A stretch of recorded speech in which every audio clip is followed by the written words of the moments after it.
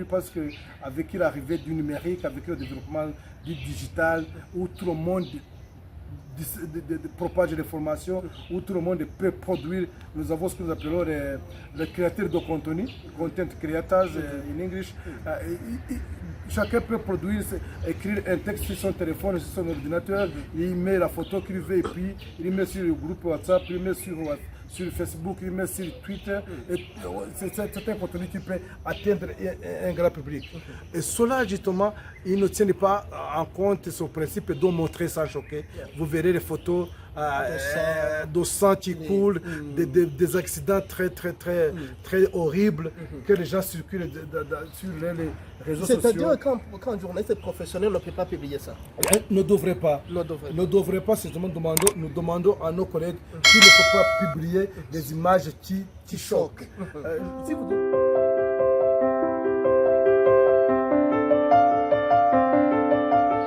Chers téléspectateurs de la télévision, de notre télévision Axia Vibes TV, ma dignité, ta dignité, notre dignité, la foi engendre la vie. Nous vous saluons partout où vous êtes. Aujourd'hui, nous sommes honorés par un invité d'honneur. Je sais l'honneur, mais j'aimerais bien vraiment qu'il se présente. Puisque, en se présentant, je suis sûr qu'il va aussi y mettre de ses ingrédients. Oui. Ces mélanges d'Aikez, vous êtes habitués au travail à la télévision, Axia Vibes TV. Nous sommes au Rwanda, exactement au centre Saint-Paul. Et nous venons de terminer une session de formation en atelier sur les productions qui prônent la paix, les productions médiatiques qui prônent la paix. Monsieur l'invité, nous vous saluons. Bonjour. Merci. Bonjour. Ouais. Pouvez-vous vous présenter un peu à nos téléspectateurs? C'est souvent difficile de me présenter Ouais. parce que là, je porte beaucoup de casquettes, mais disons, je suis Albert Baudouin Twizeyimana. Je suis journaliste rwandais. J'exerce ma profession de journaliste ici au Rwanda. Et pour le moment, je suis le coordinateur national de Pax Press. Pax Press, c'est une organisation non gouvernementale avec un mandat de renforcer les capacités des médias et des actes des médias au Rwanda. Pax Press, le mot Pax en soi, c'est un mot latin qui veut dire la paix. La paix. Et presse, c'est les médias. Donc, je suis là comme journaliste qui œuvre, qui prône la paix au Rwanda et dans la région de Grand Lac et dans le monde entier peut-être. Voilà. J'irai te demander pourquoi tu ne prenais la paix Partout, je prends la paix. Ok, merci beaucoup. Chers téléspectateurs, vous comprenez que nous sommes honorés par un invité d'honneur, un spécialiste dans les productions prenant la paix. Notre télévision prône aussi la paix, la dignité de l'homme dans tous ces concepts. Ouais. Voilà, alors je voudrais poser juste une question. Quand on parle de la paix ou de la paix, quand on parle de la paix, qu'est-ce qu'on peut entendre d'une manière globale en général? Oh mon Dieu, c'est compliqué là. Mais c'est pas... Je suis journaliste de la paix. Mais comme vous êtes spécialiste dans les productions de ce domaine, je crois que c'est pas trop compliqué. Nous aimons le dire souvent pour décrire la paix, nous disons la paix, ce n'est pas le silence des armes seulement. Mais c'est l'ensemble de l'homme, l'ensemble du monde, tout ce qui est écosystème de la vie. On parle de la paix par exemple, on peut parler, disons, quand les armes se taisent, les gens peuvent manquer à manger. Les enfants peuvent ne pas avoir des écoles. Les agriculteurs peuvent manquer des intrants agricoles. Donc, nous journalistes, nous disons, tout ce qui rapporte la quiété, la tranquillité de l'homme, c'est ça qui contribue à la paix globale. C'est-à-dire, nous, journalistes, nous disons, si nous informons nos auditeurs, si nous informons notre audience de façon indépendante, de façon pacifique, et qu'ils sont bien informés, qu'ils peuvent décider d'eux-mêmes, qu'ils peuvent décider de faire du bien, nous avons contribué à la paix. C'est pour cela justement nous essayons de d'inculquer à nos confrères, à nos médias, ces principes d'avoir pour objectif nos articles, nos émissions, avoir pour objectif final de contribuer à la paix, dans la paix de l'homme et la paix de la société en général. Merci beaucoup. Donc, vous dites que vous conseillez toujours aux producteurs des émissions, mais c'est exactement ce on voudrait, sur quoi on voudrait parler. Ouais. Quels sont les principes, effectivement, pour faire les productions qui prennent la paix? Chez nous, à Pax Press, c'est une organisation qui a été créée par des Rwandais en 2006. Vous voyez, nous sommes au moins existants depuis 20 ans, à peu près 20 ans. Donc, ça reste une année. Ça reste une année, donc à peu près 20 ans, je disais, nous sommes mûrs. Ouais. Nous commençons à être mûrs. Donc nous avons, comment dire, essayé d'impacter notre secteur de médias au Rwanda. Et nous avons quand même pu inculquer à nos collègues les principes qui guident notre métier pour construire la paix. Nous avons des principes, par exemple, Pax Press avons 4 principes qui nous guident. Il y a le principe qui dit dire sans nuire. Dire sans nuire, nous demandons aux journalistes, nous essayons de demander aux journalistes, dans tout ce qu'ils font, qu'ils doivent publier les articles, qu'ils doivent modérer les débats dans les médias sans causer de tort à quelqu'un, sans causer de tort à l'autre.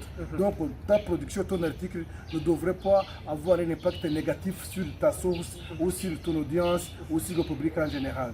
C'est dire sans nuire. C'est un exercice très compliqué, très difficile, mais faisable. Faisable parce que si tu commences à mesurer des mots, à trouver des mots propres qui ne blessent personne, des mots qui construisent ta source, qui arrivent à mettre ta pierre sur l'édifice de la paix. Et l'autre principe, nous disons, montrer sans choquer. Montrer sans choquer.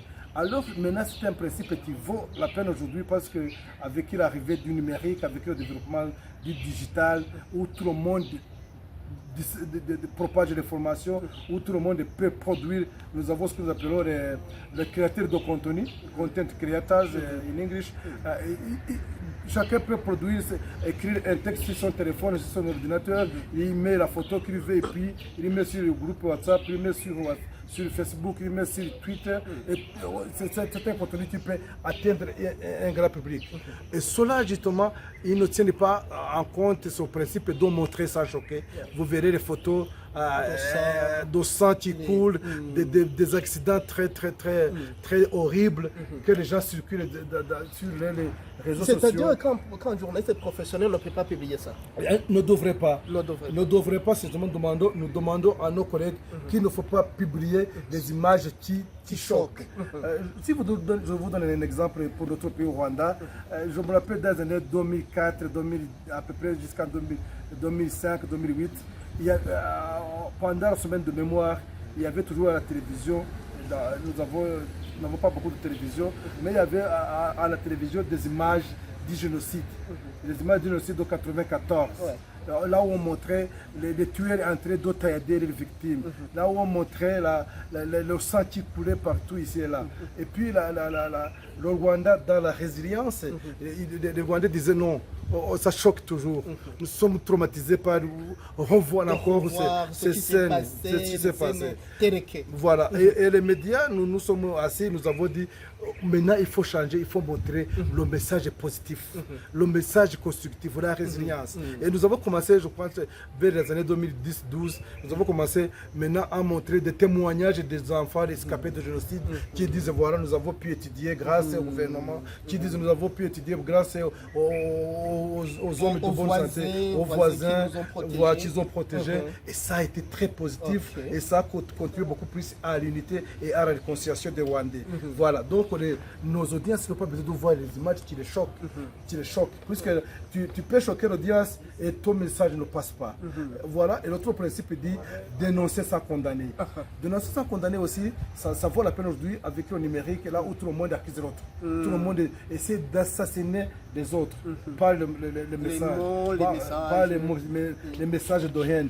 Là où nous avons la propagation des messages de haine qui divisent. Alors nous disons, il ne faut pas condamner. Si vous voulez dénoncer le mal, il faut dénoncer le mal, mais sans condamner celui qui fait le mal. Parce que si tu dis...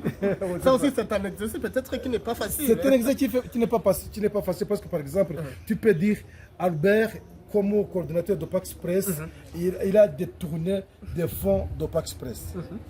C'est très différent si tu disais, par exemple, les fonds d'Opax Press qui étaient destinés à la formation des journalistes n'ont pas été utilisés, n'ont pas été affectés à cette activité. Donc, vous voyez la nuance. Donc, vous dites que dans ce cas, il ne faut pas citer les gens. Tu peux citer les gens, si ça vaut la peine, mais l'essentiel, c'est de donner l'information. Puisque nous demandons aux journalistes, nous disons toujours aux journalistes, il faut donner l'information sans toutefois vouloir impressionner, sans toutefois vouloir que le malfaiteur soit puni, mais que le malfait, la mauvaise action soit corrigée. C'est ça. Donc aussi, le malfaiteur peut corriger lui-même, peut se corriger lui-même, il faut le chanter, il faut aussi parler de lui. Donc c'est ça. Et puis l'autre principe de Pax Press, c'est informer sans décourager. Informer sans décourager, c'est un principe qui vaut la peine aussi, parce que dans nos écoles de journalisme, les old schools, comme nous disons toujours, les anciennes écoles, nous avons, quand nous étudions le journalisme, on disait, ah voilà, l'information, ce n'est pas quand le chien a mordu l'homme, mais l'information c'est quand l'homme a mordu le chien. C'est ça que nous avons appris. C'est l'adage que nous avons appris. Mais donc nous, si le chien mord l'homme, c'est normal. C'est normal. Mais il faut trouver la normale. Il faut trouver la mauvaise action. Si les gens, nous n'avons jamais fait des reportages sur les gens qui gèrent bien les choses publiques. Mais s'ils gèrent mal, c'est l'information. Voilà. Pour moi, il faut décoloniser cette façon de faire le journalisme, de traiter les informations. Parce que là, il faut montrer les gens qui font les biens, il faut montrer les bonnes initiatives, il faut montrer les gens qui œuvrent dans l'ombre, mais qui font des grandes choses. Par exemple, je me rappelle, nous comme journalistes du Rwanda, d'Opax Press, nous avons été loin dans la campagne, nous avons trouvé un vieux paysan ordinaire, je dirais analphabète, mais un vieux là qui venait de donner 40 vaches à ses voisins. 40 vaches. Un paysan ordinaire, mais qui parvenait à donner. À donner les vaches. À ses voisins, disant, je donne la vache, si la vache met au monde, tu vas me retourner le veau peut-être. Le veau, tu le donnes à l'autre. Il s'appelait Gafuku dans la région de Ngororero, c'est à l'ouest. C'est un homme exemplaire en tout cas. Nous avons parlé de lui. Après, les gens disaient, ah bon, un paysan comme ça qui donne les vaches aux autres. Voilà, donc c'est du moins. On apprécie ces actions, mais aussi peut-être ça inspirait aux autres de faire quelque chose. C'est ça le journalisme qu'il faut pour nous. Et il faut un journalisme constructif. Un journalisme constructif. Puisque le journalisme que nous avons fait pendant longtemps, c'est le journalisme destructif qui montre le mal, qui montre les malversations, qui montre les corruptions, qui montre que ça ne va pas. Mais aujourd'hui, il faut faire du journalisme positif qui aide les gens à prendre des décisions positives. Ouais. Ok, merci beaucoup. Vous parlez du traitement responsable de l'information. Pour être professionnel, le journaliste doit penser à quoi avant de produire ou pendant sa production. Qu'est-ce qui peut animer l'esprit du journaliste au fond? Chez nous, à Pax Press, nous avons des cours de journalisme. En fait, ce sont des cours qui sont presque complémentaires à l'enseignement du journalisme dans les universités. Le premier cours, c'est la responsabilité sociale des journalistes. La responsabilité sociale des journalistes, c'est l'obligation de demander aux journalistes de penser d'abord à ses concitoyens, de penser d'abord à l'impact que son article, que sa production va produire sur la société, dans la société. Donc, pensez d'abord que dans la société, qui va lire son article, qui va voir son émission, il y a ses amis, il y a ses frères, il y a ses parents, il y a ses cousins, il y a ses proches, ses concitoyens. Donc, si tu penses que mes concitoyens doivent vivre bien, je leur donne du bien. Je leur donne du bien. Alors, nous disons, notre responsabilité est de penser à ce qui construit nos concitoyens, à ce qui change la vie du négatif au positif de nos concitoyens. Merci beaucoup, Monsieur Baudouin. Je vous rappelle qu'il est journaliste professionnel. Pendant combien d'années, Monsieur Baudouin? Oh, attends, là. Voulez-vous? Non, en fait, vraiment, vous êtes un bon homme, un bon exemplaire lorsque vous parlez de la production médiatique, lorsque vous parlez des productions qui prennent la paix. Ouais. Et c'est vraiment intéressant. Vous savez... on aurait aimé que vous parliez beaucoup plus que ça. Mais voilà, même le temps nous fait défaut. Ouais. Et effectivement, c'est pourquoi je veux vous remercier Ouais. et vous inviter, si l'occasion Bon, se présente, de nous faire... Si vous voulez aussi, je vais donner à nos téléspectateurs mon expérience. En fait, j'ai commencé le journalisme en novembre. J'ai lu le premier journal à la radio nationale du Rwanda en novembre 1994. Ça fait 31 ans que je suis dans ce métier. Voilà. Je n'ai jamais changé. Mais comme témoignage, effectivement, Ouais. qu'est-ce qui t'a fait, qu'est-ce qui t'a impressionné à ce que tu restes dans le métier pendant tout ce temps? Qu'est-ce qui t'a maintenu? Je pense ce qui me retient dans le journalisme au Rwanda, comment dire, je me réjouis de l'impact que je produis dans ma communauté, dans la société.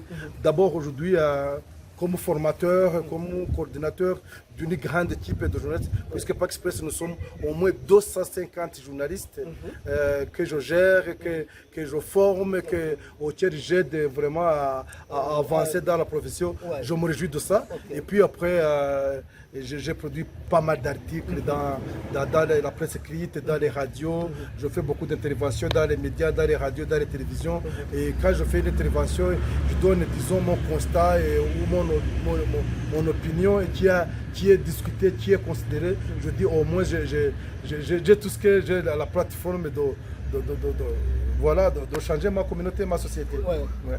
Ok, merci beaucoup, chers téléspectateurs de l'Axia Vibes TV. Ma dignité, ta dignité, notre dignité, la foi engendre la vie. C'est ici que nous mettons fin à notre émission d'aujourd'hui.